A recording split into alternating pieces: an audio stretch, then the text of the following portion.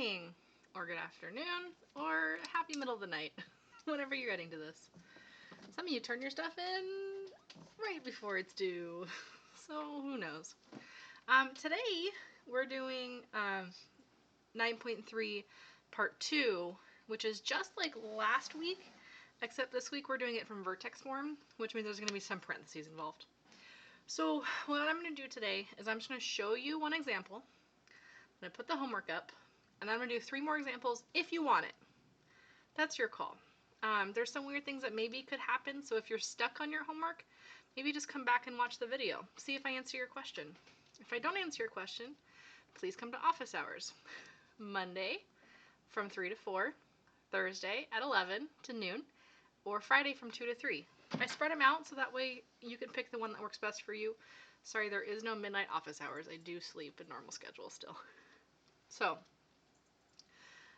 also I have big news this week, starting Friday at 11, I'm going to be live streaming this, so that way it still will be posted on Monday and all that.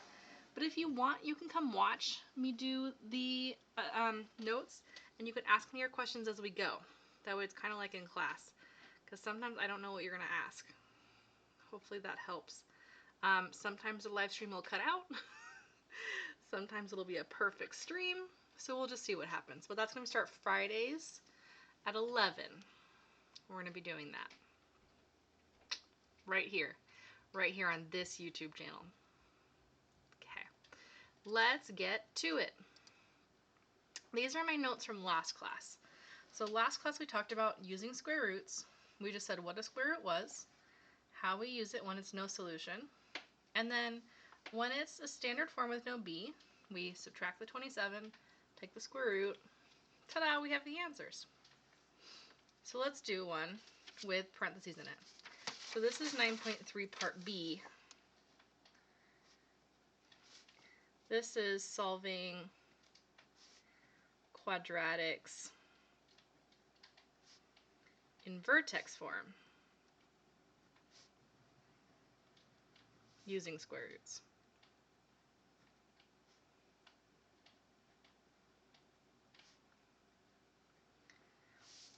And because of all this craziness, I just hit the middle of my book. I'm trying to fix my chair.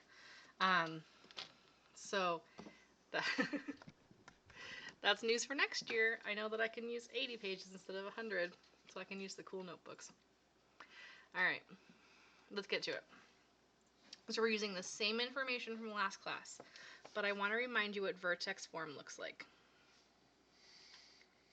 Vertex form looks like y equals some number times x minus h squared plus k.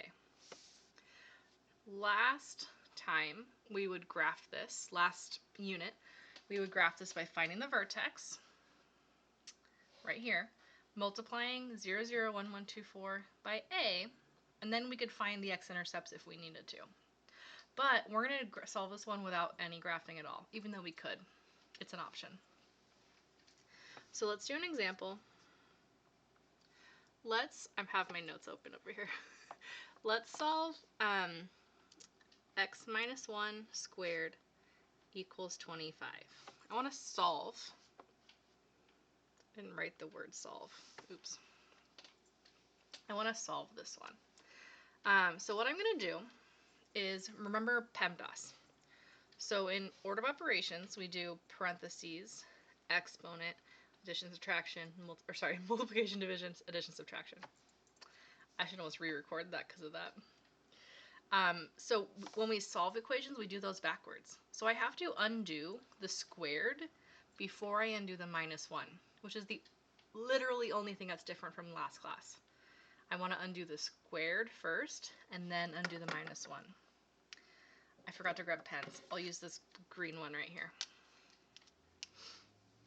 Okay, so I'm going to square root this because as we learned last class, square root undoes squared. So that cancels that. I'll turn my phone off of vibrate. I don't know if you heard that or not. Go away, phone. So what I get is I get x minus 1. I can get rid of the parentheses. They're not needed right now.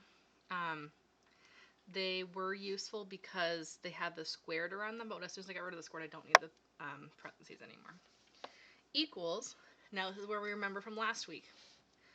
25, what times what makes 25? Well, 5 times 5 makes 25, and negative 5 times negative 5 makes 25. So we do the plus and the minus because it's both. And then from here, I do my next math problem, or next step, which is to add 1 to both sides. Okay, now I could write it as x equals 1 plus and minus 5, but I'm going to actually do that math. So what I'm going to do is I'm going to do x equals 1 plus 5, which is 6. And I'm going to do x equals 1 minus 5, which is negative 4. So I did the plus. If I was super cool, I would like make the plus light up on this screen right here. I'm not that cool. So I did the, let's switch just to the document camera. So I did the plus to get this one. This is 1 plus 5. I did the minus to get this one. I did 1 minus 5. So I did both. I did both. If I need to. That's literally the only thing different from last class. So as I said before, I'm going to put up the homework right now so you can get started on it if you want to. And you know all the things now to do it. And then what I'm going to do is I'm going to be right here and I'm going to do 4 more examples just in case, or 3 more examples, 4 total, just in case you get stuck and you want some more examples to show you how to get through it. So that's what I'm going to do right now. So you can pause it, you can take a screenshot, you can take your phone and do a little snapshot. You can pull it up on the Google Classroom because this document right here is on there right now.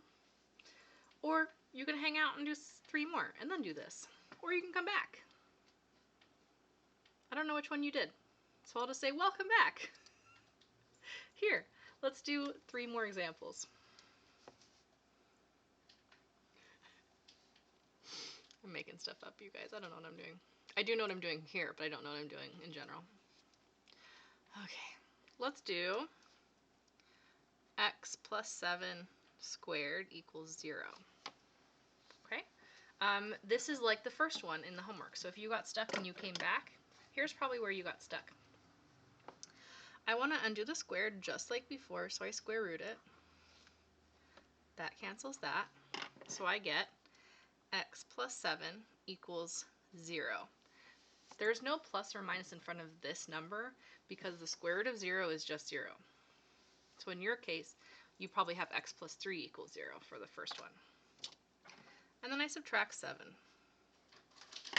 Well, x equals negative 7. So if I do negative 7 plus 0, that's 0. If I do negative 7 minus 0, that's 0. It's negative 7 the whole way through. So the only number that works in this is negative 7. Cool. If you got stuck and want to go back to your homework now, you're good. If you get stuck again, come on back.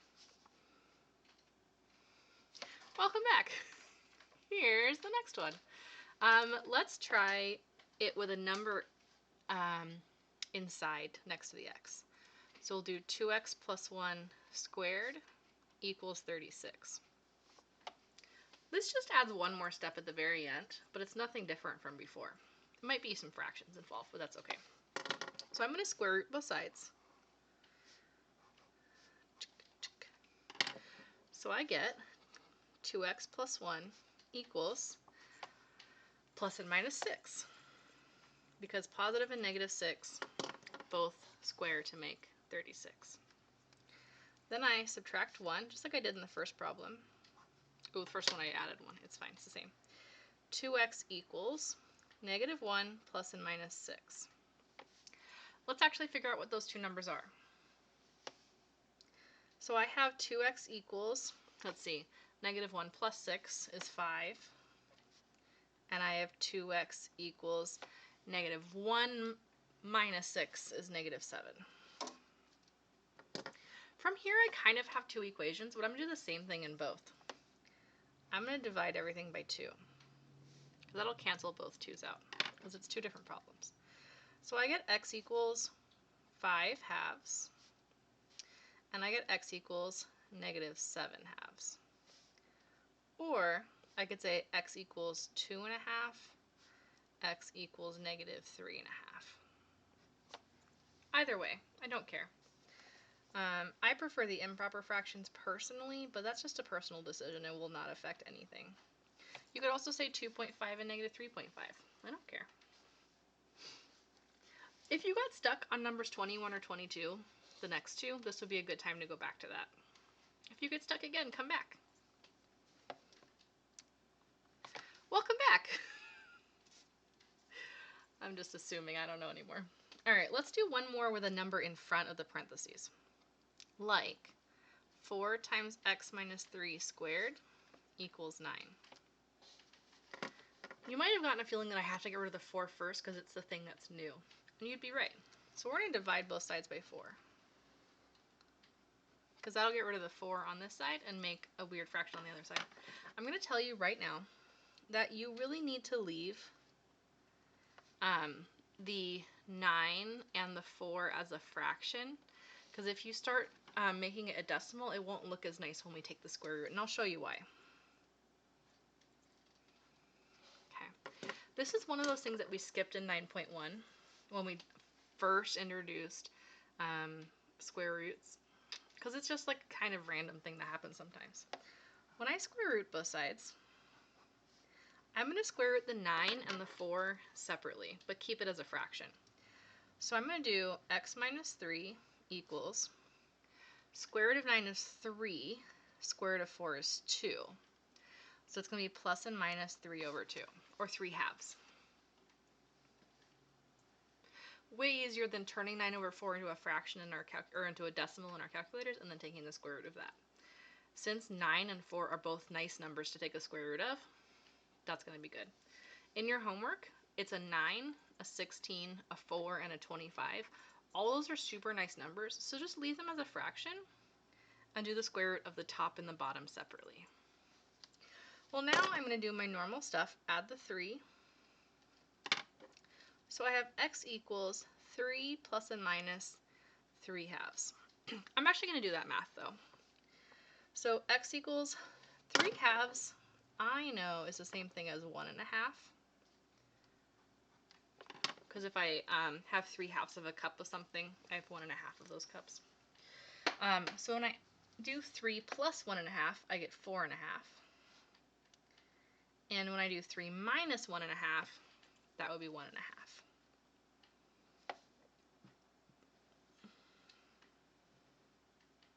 Or you could say 4.5 and 1.5. Now we should be checking our work. I trust my math enough to not check my work, but if I wanted to, if I plug this back into my equation, if I do 4 1/2 minus 3, then square it, multiply that by 4, I should get 9, and I will, because this is 9 halves. Sorry, 9 fourths times 4 is 9. So that's what we got.